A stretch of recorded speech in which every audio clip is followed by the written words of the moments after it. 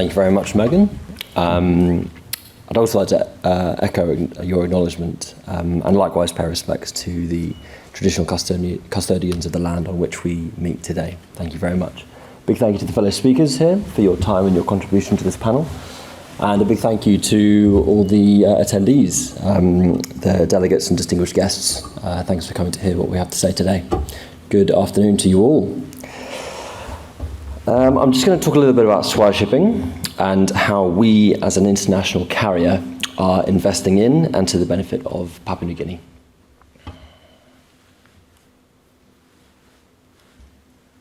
It's a good start.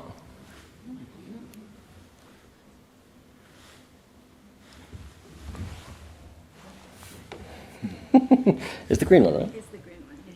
Oh, yeah, sorry. The other, yeah, there are two green ones to my, anyway, it doesn't matter. Swire Shipping are the deep sea shipping arm of the Swire Group. The Swire Group is a multinational conglomerate with operating companies and investor capital throughout the Pacific, Asia, and North America. The Swire Group itself is 200 years old, and Swire Shipping is the oldest operating company within the group, still operating. We celebrated our 150th anniversary in 2022, and we've been operating within Papua New Guinea for at least 90 years now. Today, we operate 45 vessels across 13 different liner trades, all servicing the Pacific region, carrying over 10 million tons of cargo throughout the Pacific, from Asia, from Australia, from North America, through into and out of the Pacific region. As mentioned, we've been serving PNG for 90 years now, and I'm going to spend a short time to discuss the direct and indirect investments that we make within the country. I'm going to start with fixed day services. As many of you, I'm sure, are aware, traditionally global trade is governed, works on a fixed day schedule. Carriers carrying cargo from Shanghai to Rotterdam, from Sydney to San Francisco, operate. They call Sydney on at 8 a.m. every Tuesday, and call San Francisco at 11 p.m. every Saturday, whatever that may be. Traditionally, the thinking has been that in the region, throughout the Pacific, there isn't necessarily the critical mass of cargo to command fixed day services. However, in 2022, Swire Shipping took the leap. We rearranged our network and redeployed our assets and commenced fixed day windows and services into Papua New Guinea. After some initial success and some good feedback from customers, our network now to Papua New Guinea looks as you can see on the screen today.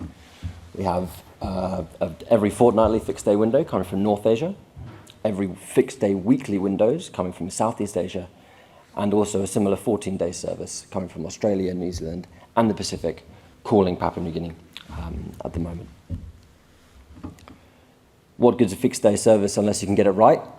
I'm very happy to say that this year we were ranked at #1 in terms of our on-time performance by Sea Intelligence, in order to make sure that we can continue to provide this service for our customers. In terms of what that looks like as an investment, to give a bit of an idea of that, our fixed day weekly window from Southeast Asia every 7 days cost the business around $8 million USD per year to maintain that service and that level of schedule integrity. So what that means is it provides a benefit to all of our customers within the country. They can plan their cargo requirements with precision. We're able to boost productivity for our customers with lower downtimes. We're able to assist with inventory and therefore cash flow, and of course lower disruption risks to all of our customers within the country. Moreover, our customers are able to pass on these benefits to their customers, be they other businesses or direct consumers as well. In terms of our domestic market as well, we're of course making direct investment into Papua New Guinea. I'm going to talk to you a little bit about people and talent, and then services that we're investing in as well. As mentioned, we are a global operator, but we want to talk about Papua New Guinea today, as we say.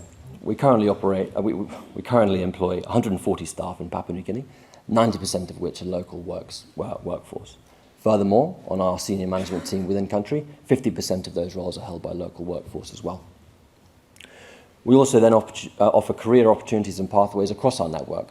I'm happy to say that we've got Papua New Guineans employed in the Solomon Islands, in our business in Sydney, and also our head office in Singapore as well, providing good development pathways for our team within the country. Of course, we are also a shipping business, and we have been working towards and training 83 Papua New Guinean seafarers and deployed them across our network throughout our vessels throughout. In terms of our network within the country, we work with our partner steamships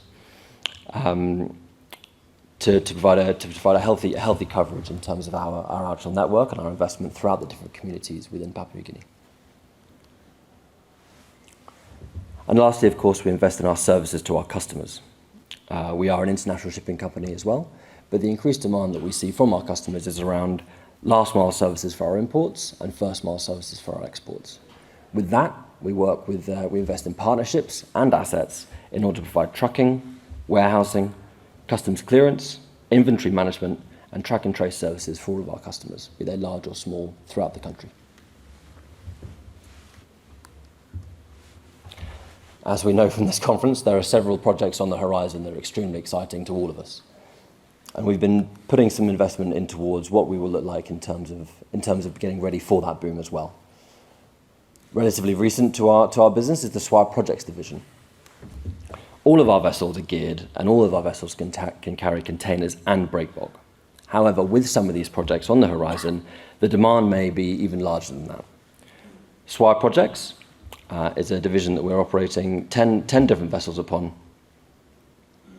which are specialized MPP, multi-purpose heavy lift vessels to be able to cater for any demands required in the upcoming projects that we see today. Currently, we operate on semi-liner services between North Asia and Western Australia, and also working between the North Pacific region, the NOPAC region in the US, and over to Asia as well. However, when the boom does come, and when some of these projects do commence within Papua New Guinea, we will redeploy these assets to make sure that we can offer a comprehensive service to all of our customers and all of these really exciting projects that are upcoming for the country.